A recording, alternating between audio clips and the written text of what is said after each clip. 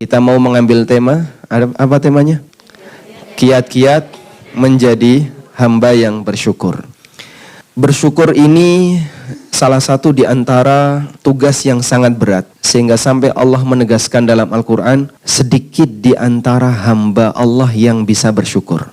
Allah mengatakan, wa qalilum min ibadiyah asyakur. Dan sedikit sekali di antara hambaku yang pandai bersyukur. Bahkan ketika iblis itu diusir oleh Allah dari surga, dia bersumpah di hadapan Allah Subhanahu wa taala, "Fa bi'izzatika la'ughwiyannahum ajma'in." Demi keagunganmu ya Allah, akan aku sesatkan mereka semua. Ini sumpah iblis setelah dia diusir oleh Allah dari surga. "Tsumma la'atiyannahum min baini aydihim wa min khalfihim wa an aymanihim wa an syama'ilihim." Akan aku goda mereka dari seluruh penjuru arah, dari depan, dari belakang, wa an aymanihim wa an syama'ilihim, dari sebelah kanan, dari sebelah kiri. Sepanjang masih bisa didekati itu manusia untuk digoda sama iblis, dia akan datang dari seluruh penjuru arah. Lalu apa kata iblis? "Tsumma la tajidu aktsarahum syakirin." Kemudian engkau ya Allah tidak akan menjumpai kebanyakan di antara mereka yang bersyukur. Jadi tujuan iblis menggoda kita biar kita melakukan penyimpangan, nuruti apa yang dimaui oleh iblis dan setan, biar kita tidak menjadi hamba yang bersyukur. Dan ini menunjukkan bahwasanya syukur termasuk tugas yang berat. Gak semua orang bisa bersyukur dengan baik, walaupun Allah Subhanahu wa ta'ala telah banyak memberikan kenikmatan baginya. Makanya ada sebagian di antara ulama yang mereka takut ketika dapat nikmat, khawatir gak bisa syukur. Padahal Allah Subhanahu wa ta'ala telah memberikan pengumuman, sebagaimana yang Allah tegaskan di surat Ibrahim ayat yang ke-7. Wa itta'adzana rabbukum la in syakartum la azidannakum wa la in kafartum inna adzabi lasyadid. Ayat yang sudah sangat sering kita dengar ya. Wa itta'adzana, ta'adzana bermakna a'lama, a'lana, mengumumkan. Allah telah mengumumkan, Rabb kalian telah mengumumkan. Artinya Allah menyampaikan ini sebagaimana layaknya maklumat. Allah berikan maklumat kepada seluruh hambanya. La in syakartum la azidannakum. Jika kalian bersyukur, akan aku tambahkan untuk kalian. Wa la in kafartum, tapi kalau kalian kufur, inna adzabi lasyadid. Sesungguhnya azabku sangat keras. Sehingga kadang ada orang yang diberi nikmat oleh Allah Subhanahu wa taala dalam jumlah yang banyak, tapi dia tetap enggak bisa bersyukur. Makanya nggak semua orang bisa bersyukur. Sehingga sampai ada sebagian orang yang lebih milih, sudahlah saya milih dalam posisi mending bisa sabar daripada bisa syukur. Lebih gampang mana, sabar atau syukur? Ya, lebih gampang mana, sabar atau syukur? Sabar, serius lebih gampang sabar. Sabar lebih gampang ya? Enggak jadi. Kok diralat kenapa? Kayaknya menakutkan. Coba kalau misalnya Anda dikasih pilihan, jadi kaya bersyukur atau miskin yang sabar? Oh, ijma itu ya. Kayaknya kita bakal sepakat menjawab, kita ingin jadi orang yang kaya bersyukur. Karena kita lebih merasa ujian enak itu lebih ringan daripada ujian yang susah. Sebab manusia lebih siap untuk jadi orang yang dalam keadaan kaya dibandingkan dalam keadaan susah. Tapi coba kita lihat yang dialami oleh sahabat. Ada pernyataan yang pernah disampaikan oleh Abu Dzar radhiyallahu anhu. Abu Dzar nama aslinya siapa? Jundub bin Junada.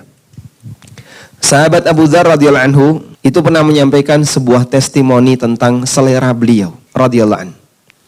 Beliau mengatakan, "Al-faqru ahabbu ilayya minal ghina was-saqmu ahabbu ilayya minas sihah." Miskin itu lebih saya sukai daripada kaya. Sakit lebih saya sukai daripada sehat.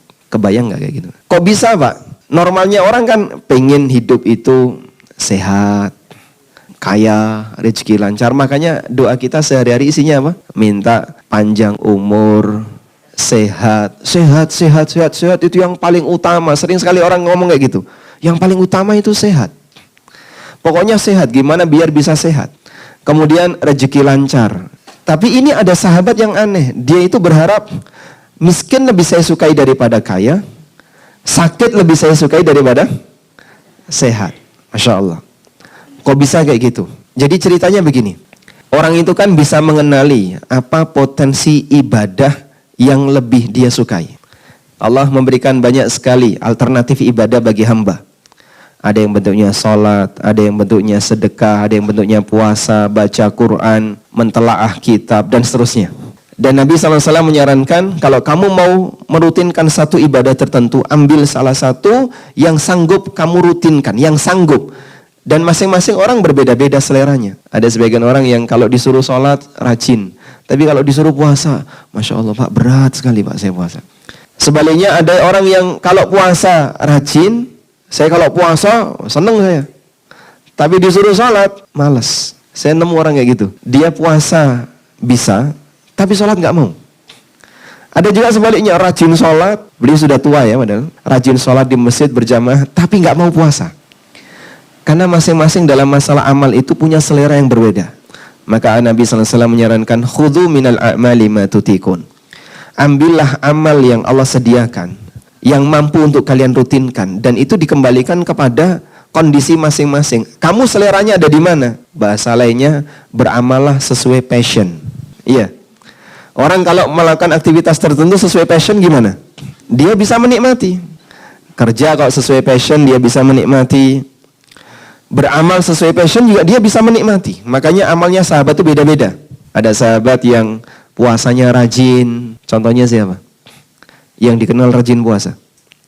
Abdullah bin Amr bin As. Ada sahabat yang bacaan Qur'annya rajin, belajarnya rajin, meskipun beliau jarang puasa. Abdullah bin Mas'ud. Sampai Abdullah bin Mas'ud itu pernah ditanya, aku lihat anda itu jarang puasa sunnah. Lalu beliau mengatakan, la in sumtu da'uftu.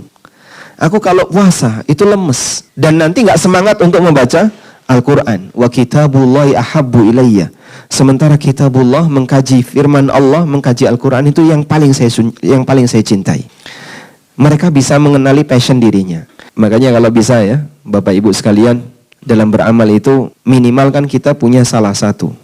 Kalau nggak bisa semua, jangan tinggalin semua ya. Ada guru saya yang pernah pesan. Waktu itu beliau usianya mungkin 70-an ya. Dan saya masih SMP waktu itu. Beliau kasih pesan kayak gini. Nek ra iso kabeh, ojo ditinggal kabeh ya. Kalau nggak bisa semua, jangan ditinggal semua. Saya tidak ahli puasa, tidak ahli sholat, tidak ahli sedekah, tidak ahli baca Quran, tidak ahli tadi. Lah kamu ini mau masuk surga pakai apa? Kabeh males. Semuanya males. Makanya kalau bisa miliki salah satu, itulah wasilah kita untuk dekat dengan Allah. Entah bentuknya banyak membaca Quran, berzikir, atau rajin sholat, atau rajin puasa, sesuai dengan passionnya masing-masing. Nah, sahabat bisa ngenalin itu.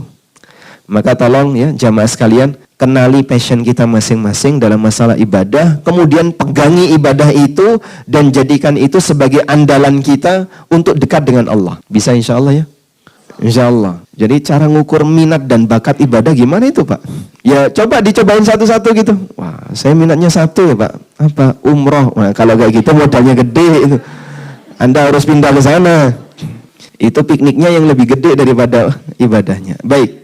Nah demikian pula para sahabat bisa mengenali passion dalam amalan batin. Karena amal kan ada zahir, ada batin.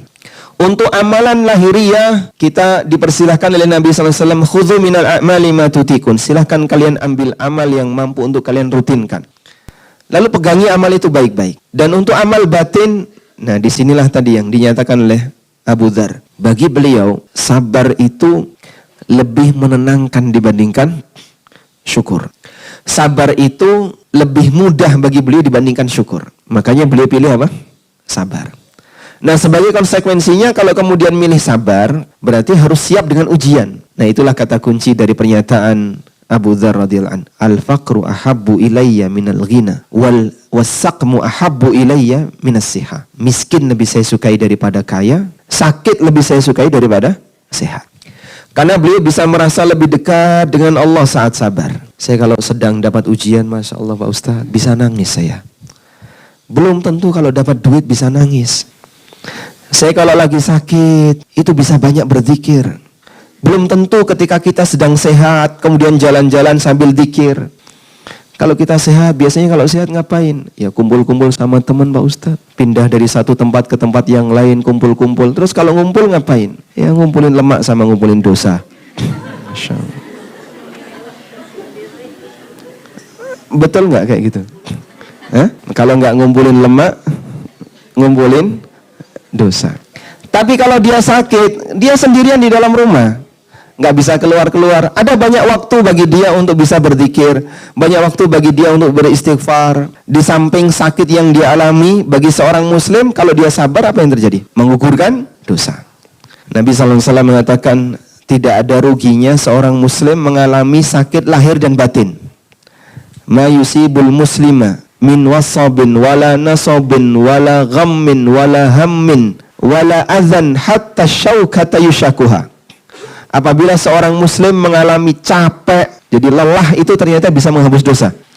Mengalami sakit, ada sebagian orang yang nggak berani capek, enggak, takut nanti capek, sehingga dia disuruh beraktivitas apa gitu, nanti capek, takut capek. Dia ketika nggak berani capek, nggak ada kesempatan untuk dapat penggugur dosa yang bentuknya lelah. Jadi lelah itu bisa menggugurkan dosa.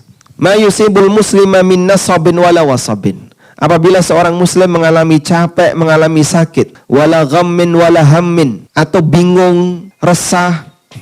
Bingung bisa bentuknya, nanti gimana ya, nanti gimana. Resah itu ketika ada ancaman yang mau datang, kemudian dia ketakutan. Termasuk juga kesedihan yang dia alami terhadap kejadian masa silam. Kenapa saya kemarin kayak gini?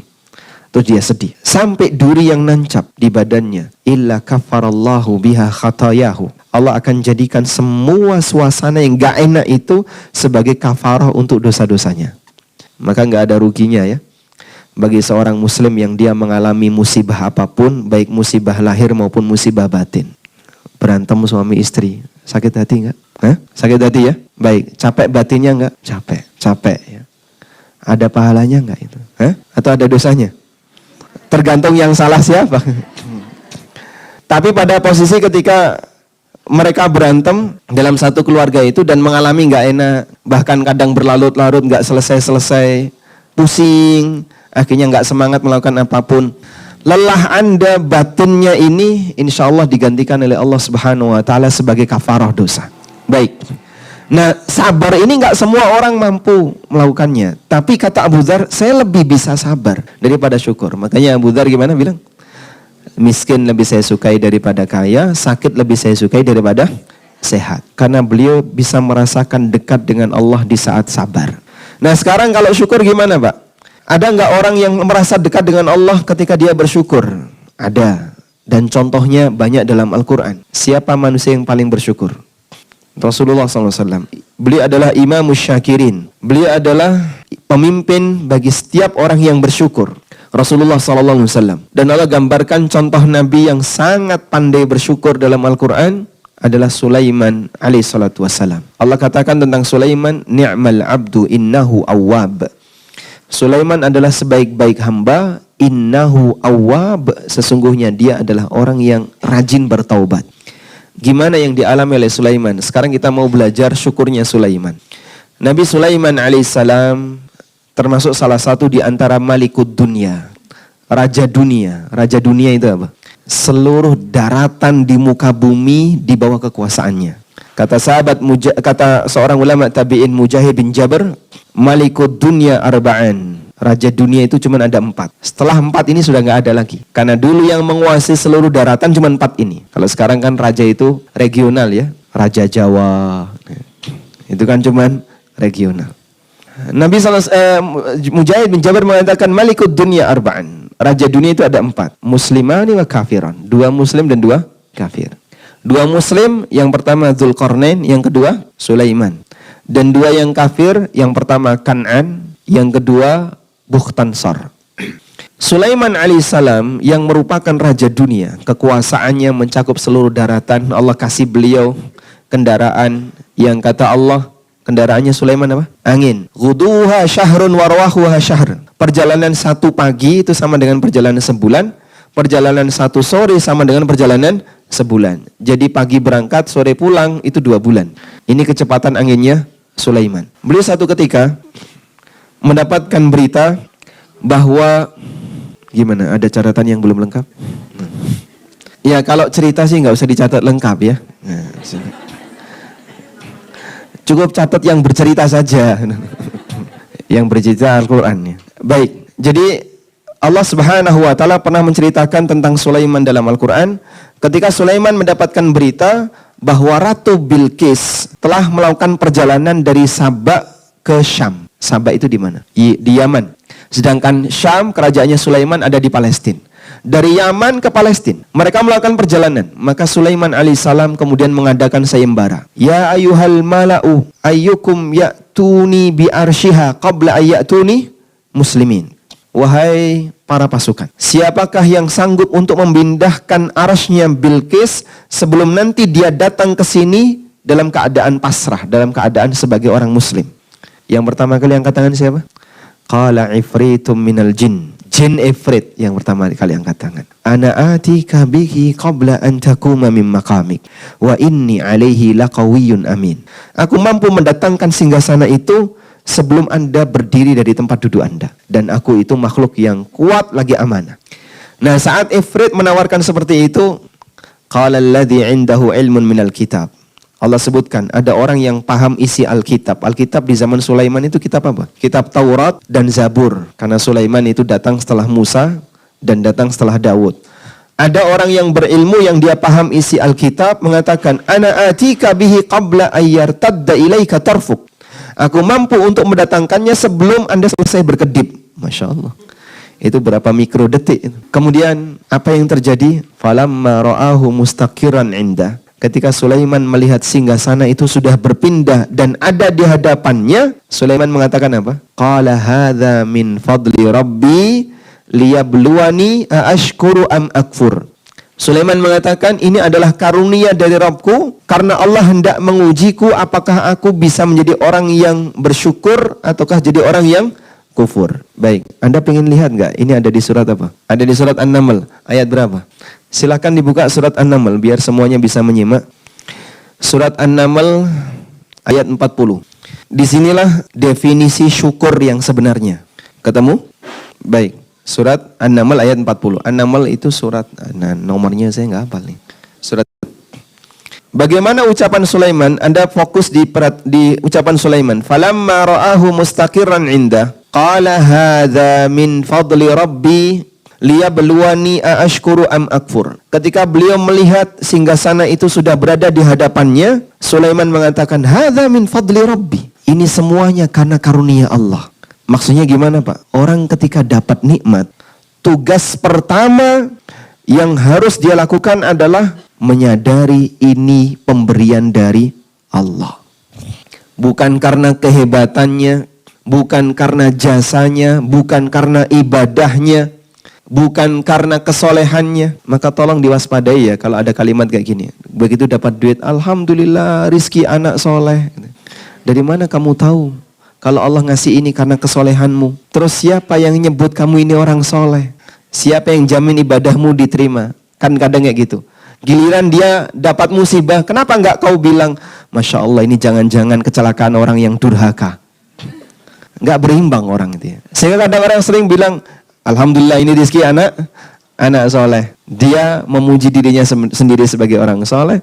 Dan dia merasa bahwasanya Allah kasih ini karena kesolehannya. Baik, yang benar gimana Pak? Jangan pernah kita menyandarkan nikmat itu kepada apapun yang kita punya. Baik berupa kemampuan materi duniawi, kemampuan fisik, maupun berupa ibadah dan ketaatan. Sehingga kalau misalnya Anda dikasih oleh Allah kelonggaran rizki, atau misalnya dikasih oleh Allah keluarga yang baik, anak-anak yang baik, jangan berpikir, alhamdulillah, memang ini karena saya rajin ibadah. Inilah buah dari tahajud. Gak jaminan. Bukan karena itu. Jadi jangan merasa nikmat yang Allah berikan kepada Anda itu karena Anda. Sehingga saat ditanya oleh orang, gimana sih rahasianya untuk bisa punya anak-anak yang soleh, rajin dalam menghafal Quran? Yo, kamu harus rajin puasa, rajin tahajud. Kayak saya ini. Oh, Masya Allah. Baik, menyandarkan nikmat kepada dirinya itu bukti bahwasanya dia kurang pandai bersyukur kepada Allah. Bersyukur itu gimana? Kata kuncinya adalah dia mengembalikan nikmat itu. Ini semuanya pemberian dari Allah. Qala hadza min fadli rabbi. Itulah ucapan pertama yang disampaikan oleh Sulaiman alaihissalam ketika beliau melihat nikmat berupa singgasana itu ada di hadapannya. Maka definisi syukur seperti keterangan Imam As-Sa'di rahimahullah adalah i'tiraful qalbi bi annahu minallah. Pengakuan hati bahwa apa yang dimiliki itu dari Allah. Itulah syukur. Sehingga ada sebagian orang yang dia nggak mau yang kayak gini. Yang ditonjolkan pertama dirinya. Berarti dia kurang pandai bersyukur. Sekarang coba kita lihat.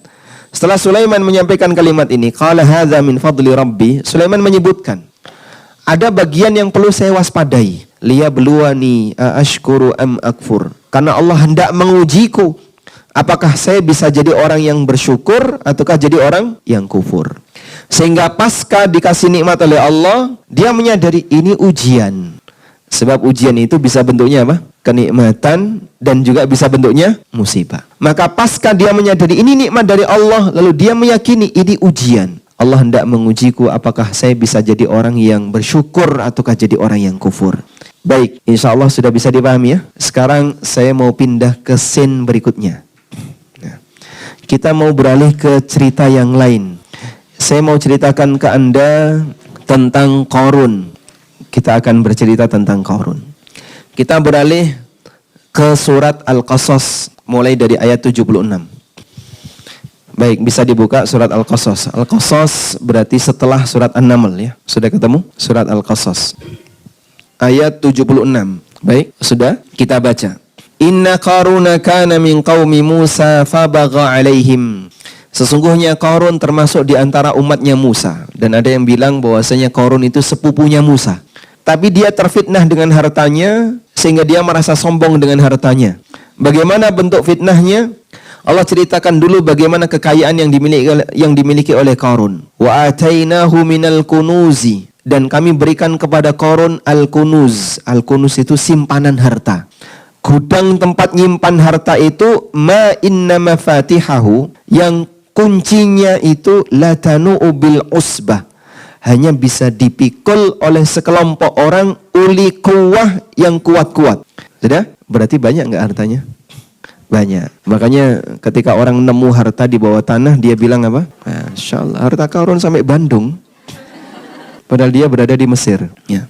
Sehingga sampai semua orang merasa bahwasanya kalau nemu harta yang ada di bawah tanah, oh ini dulu yang ditenggelamkan oleh Allah, miliknya Qarun. Makanya disebut nemu harta Qarun.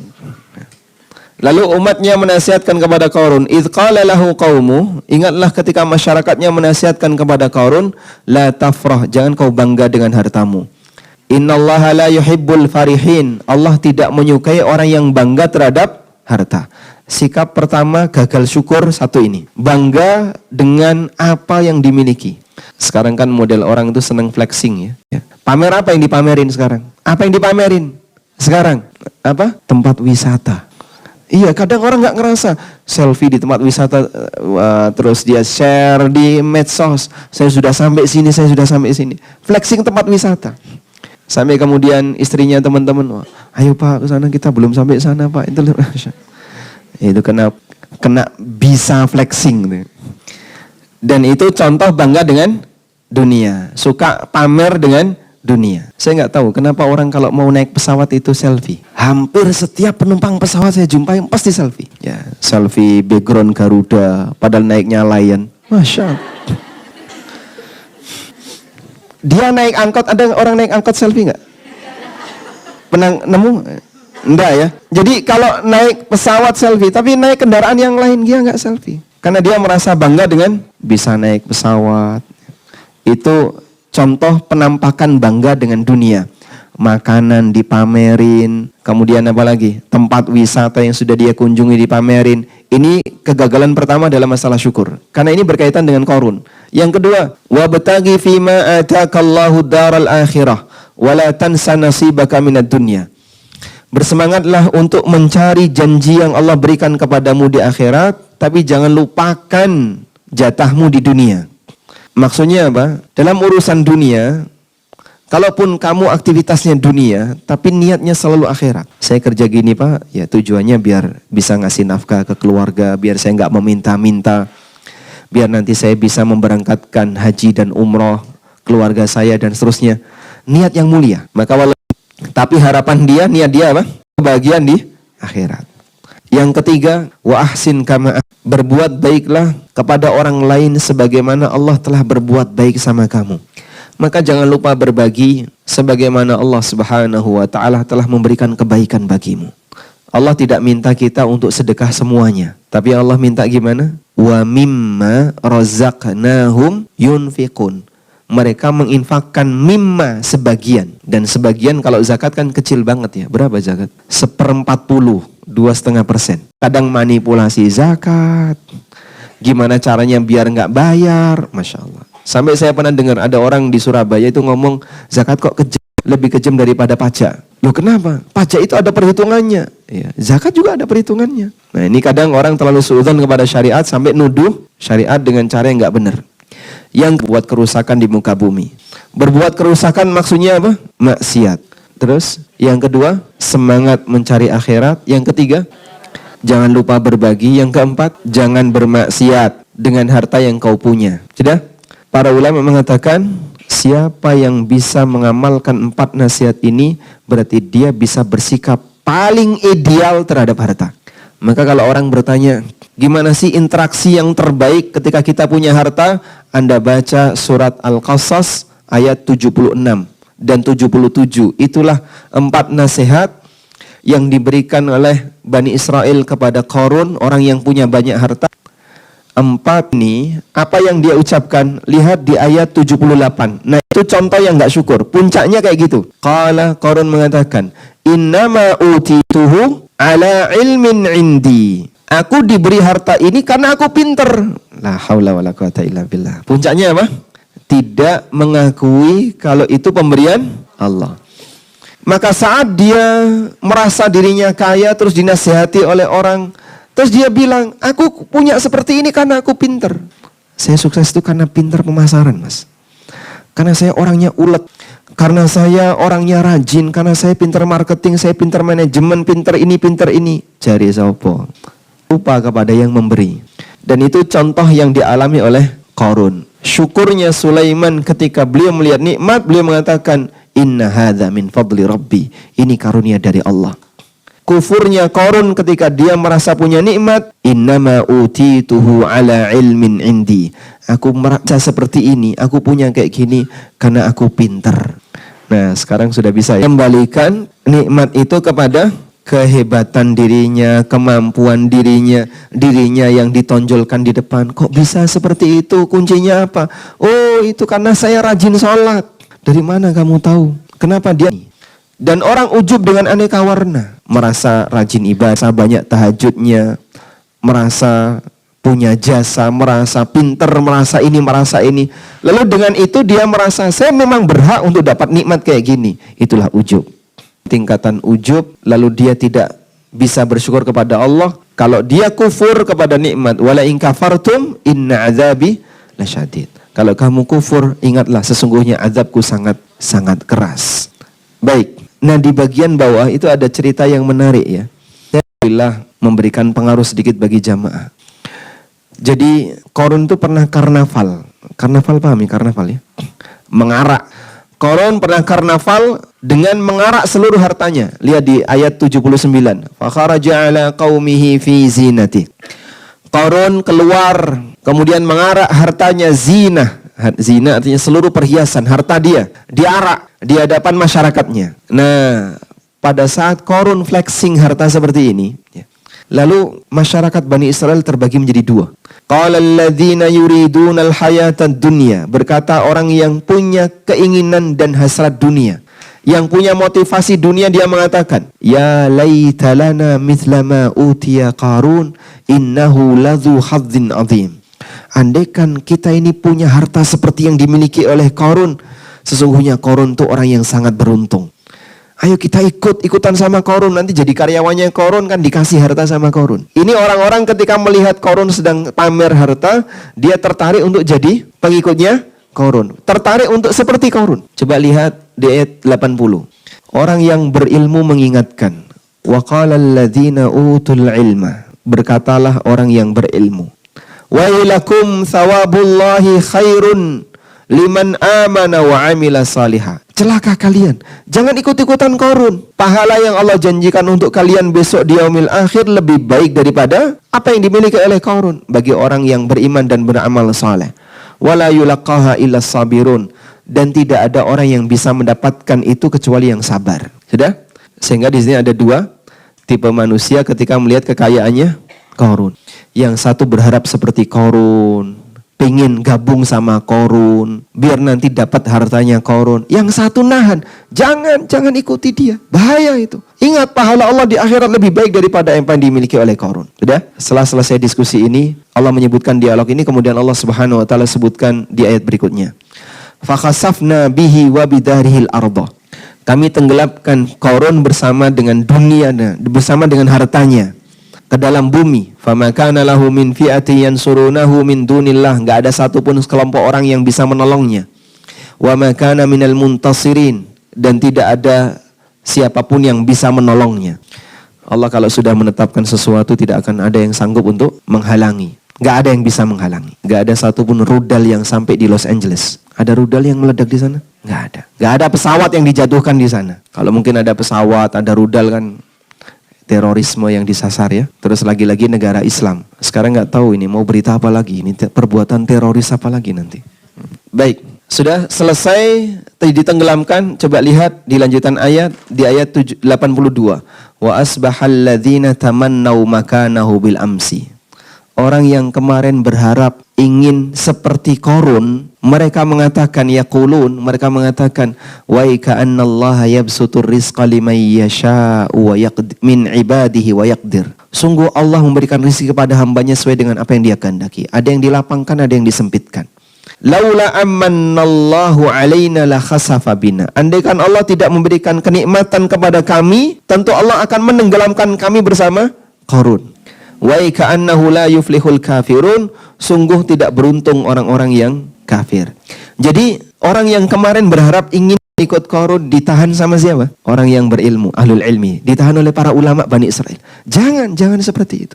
Coba andaikan waktu kejadian itu orang berilmu diam saja, kira-kira gimana? Ya, yang bernafsu dengan dunia ikut mati. Tentu yang bernafsu dengan dunia, yang pingin gabung sama Qarun, yang pingin hartanya Qarun bisa ikut mati. Sehingga ada sebuah kesimpulan indah. Ilmu bisa menyelamatkan nyawa. Ilmu yang dipelajari dan dinasihatkan oleh seseorang kepada orang lain itu sampai pada tingkatan menyelamatkan nyawa. Dan inilah jasanya ahlul ilmi. Ngasih nasihat kepada masyarakat. Apa yang berbahaya bagi hidupnya. Anda kalau seperti ini, Bapak kalau kayak gini, bahaya Pak ini. Ini bahaya. Coba kalau ahli ilmu diam saja yang kayak gitu. Udah biarin saja, bukan urusan saya. Bisa sampai pada tingkatan kecelakaan. Tidak hanya sebatas kecelakaan di akhirat, bisa jadi kecelakaan di dunia. Pak jangan diambil Pak, itu bahaya Pak. Bapak nggak boleh ngambil itu. Orang berilmu kan ngasih nasihat kayak gitu. Wah itu dituduh, kamu jangan ikut campur urusan saya. Karena dia nggak tahu efek sampingnya. Tapi orang yang berilmu, pandangan dia lebih jauh. Bapak kalau melakukan seperti ini, awas loh Pak. Ada ancaman yang besar di balik itu Pak. Nah yang orang berilmu sadar, yang tidak berilmu, yang hidupnya selalu dihantui dengan keinginan untuk ngumpulin dunia, gimana? Tertutup hati nurani dia. Maka ini bukti bahwasanya ilmu bisa menyelamatkan nyawa. Baik, nah pelajaran kita dari dua kisah tadi, Sulaiman dan Qarun, mengajarkan kepada kita hakikat dari syukur nikmat dan kufur nikmat. Syukur nikmat itu intinya adalah dia mengakui bahwa apa yang dia miliki datang dari siapa? Allah. Sedangkan kufur nikmat bentuknya apa? Dia merasa bahwa apa yang dia miliki itu atas kehebatannya karena keunggulan yang dia punya. Padahal itu semuanya murni pemberian dari Allah Subhanahu wa taala. Baik. Selanjutnya, bagaimana sikap Nabi SAW ketika beliau bersyukur? Rasulullah SAW ketika beliau bersyukur, beliau orang yang selalu memuji Allah. Beliau orang yang selalu memuji Allah. Dapat nikmat bersyukur wajar nggak? Wajar. Dapat musibah bersyukur bisa nggak? Nah itulah tingkatan syukurnya Nabi SAW. Jadi kalau dapat nikmat terus bersyukur, alhamdulillah ini murni pemberian Allah, wajar. Karena dia dapat nikmat. Tapi tatkala dapat musibah bersyukur, gimana kira-kira? Ini lebih dari sebatas wajar. Di atasnya normal. Ya, normal. UP ya, bukan AP ya. Dia di atasnya normal. Syukurnya Nabi SAW itu melebihi dari syukurnya orang biasa. Makanya diceritakan, karena Nabi Sallallahu Alaihi Wasallam, Nabi SAW kalau beliau mendapatkan berita yang baik, apa yang beliau baca? Alhamdulillahi alladzi bini'matihi tatimmus salihat. Kalau beliau sedang melihat kebaikan, mendapatkan kebaikan, beliau bersyukur kepada Allah, memuji Allah, segala puji bagi Allah. Bini'matihi tatimmus salihat. Dengan murni nikmat Allah, kebaikan bisa menjadi sempurna. Sebaliknya, ketika Nabi SAW mendapatkan kabar buruk, apa yang beliau baca? Alhamdulillahi ala kulli hal. Segala puji bagi Allah apapun keadaannya. Maka beliau selalu memuji Allah ketika beliau sedang mendapatkan nikmat. Demikian pula beliau memuji Allah ketika dapat musibah. Gak sanggup orang seperti itu. Jarang orang yang sanggup seperti itu. Sehingga bagaimana dia bisa bersyukur walaupun dalam keadaan dapat musibah. Ada seseorang yang beliau selalu memuji Allah dengan lafaz Alhamdulillahilladzi afani mimma batalahu wa faddalani ala katsirin mimman khalaqa tafdila. Segala puji bagi Allah yang telah menyelamatkan aku dari ujian yang Allah berikan kepada orang lain, dan Allah memberikan banyak karunia bagiku. Orang ini namanya Abu Kilabah Al-Jarmi. Ini sampai jam berapa saya? Sudah selesai ya? Sudah. Sekarang 9:30. Jumatan jam berapa di sini? Jam 12. Persiapan Jumatan jam berapa? Jam 11. Baik. Ini masih ada satu cerita lagi, mau diceritain nggak? Atau sudah tahu ceritanya? Baik, ini kisah yang pernah dialami oleh seorang ulama tabi'in namanya Abu Kilabah Al-Jarmi. Di akhir hayatnya, Abu Kilabah Al-Jarmi rahimahullah itu diuji oleh Allah dengan ujian fisik berupa lumpuh dan buta. Sehingga ia nggak bisa apa-apa, bisanya hanya dilayani. Dan beliau hanya bisa duduk, kemudian nunggu layanan dari keluarganya. Sementara yang melayani dia cuma tinggal satu-satunya putranya. Saya nggak tahu dalam cerita itu istrinya kemana, saya nggak tahu. Cuman dalam cerita itu dia hanya punya seorang remaja, anaknya yang masih remaja. Tinggal di dalam sebuah gubuk. Nah, suatu ketika ada seorang ulama namanya Abu Hazim. Imam Abu Hazim ini pernah melewati gubuk itu, kemudian beliau heran. Terdengar suara di balik gubuk ini, di dalam gubuk ini, kalimat Alhamdulillahilladzi afani mimma btalahu wa faddalani ala katsirin mimman khalaqa tafdila. Segala puji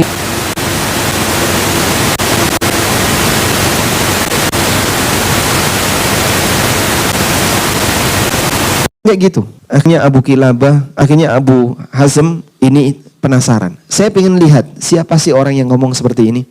Minta izin masuk, kemudian diizinkan. Ternyata Abu Hazim heran. Masya Allah. Ternyata kalimat ini keluar dari lisan seorang hamba yang dalam kondisi lumpuh, buta, tinggal di sebuah gubuk dengan sangat terbatas. Maka Abu Hazim kemudian pengen tahu rahasianya. Anda selalu mengucapkan kalimat seperti ini, padahal kondisi Anda demikian. Secara fisik sedang tidak sehat, secara ekonomi tidak baik-baik saja. Tapi kenapa Anda selalu memuji Allah dengan kalimat itu? Allah memberikan banyak karunia dan kelebihan bagiku. Maka orang ini menyatakan, coba kamu lihat di luar, adik daripada aku. Dikenang apa? Nikmat yang masih ada saat saya duduk, itu yang diingat. Saya juga bingung, mau nyari kemana? Mau bergerak ke kanan, mau bergerak ke kiri, saya harus kemana? Bertawakal kepada Allah, ternyata subhanallah, bangkai bocah yang sedang dimakan oleh burung di padang pasir, burung elang. Abu Hazim nggak tahu apakah ini anaknya, tapi dikenali dari dari ciri-ciri yang diceritakan oleh Abu Kilabah, nampaknya ini anaknya. Akhirnya beliau pulang, kembali ke apa yang harus saya ceritakan kepada orang ini. Saya justru lebih mengkhawatirkan bapak itu daripada anak ini. Begitu sampai di gubuk tadi, Abu Hazim ngasih muqaddimah. Mohon maaf, saya mau tanya, Anda ataukah Nabi Ayub yang lebih sabar? Ayub lebih penyabar. Anda ataukah Ayub yang lebih mulia? Ayub lebih mulia, beliau seorang nabi. Kemudian Abu Hazim bilang, bersabarlah karena anakmu telah mati. Masya Allah. Langsung ya. Ketika beliau mendapatkan kabar itu, beliau mengucapkan kalimat Alhamdulillah, tapi sambil nangis. Tapi di saat itu Allah cabut nyawanya. Kemudian orang ini meninggal. Abu Kilabah Al-Jarmi rahimahullah. Nah, pelajaran yang kita ambil adalah, jadi cara bersyukur itu di saat misalnya Anda sedang dapat kesulitan, masih ada nggak sisa nikmat yang bisa dirasakan? Masih ada? Masih ya? Misalnya, alhamdulillah saya masih bisa jalan, alhamdulillah saya masih bisa ini, bisa ini, bisa ini. Itu yang dilakukan oleh Abu Kilabah Al-Jarmi. Dan dengan cara itu beliau masih bisa memuji Allah dalam posisi kayak tadi. Yang saya yakin Pak, orang kalau zaman sekarang nggak bisa seperti itu. Dan kelebihan para ulama demikian. Tahu keagungan Allah dan dia lebih yakin apa yang ada di tangan Allah daripada apa yang dia miliki. Semoga Allah anugerahkan kita sifat bersyukur. Dan awal mula dari bersyukur untuk ibu-ibu adalah berterima kasih kepada orang yang berbuat baik sama kita, kepada orang tua, kepada saudara istrinya. Anak berterima kasih kepada orang tuanya, orang tua berterima kasih kepada anaknya. Karena ketika orang itu bisa berterima kasih kepada manusia, maka itu salah satu indikator dia bisa bersyukur kepada Allah. Dia akan bisa bersyukur kepada Allah. Makanya ada ancaman keras bagi wanita yang tidak bisa berterima kasih kepada suaminya. Ya. Misalnya istrinya bilang, ini loh bang, lihat bang, aku nggak pernah digituin bang. Masya Allah. Misalnya ya, ada siapa ngasih oleh-oleh ke istrinya, abang kalau masuk rumah nggak pernah bawa oleh-oleh. Padahal mungkin pernah tapi dilupakan. Betul gak gitu? Kadang-kadang. Kadang sering atau kadang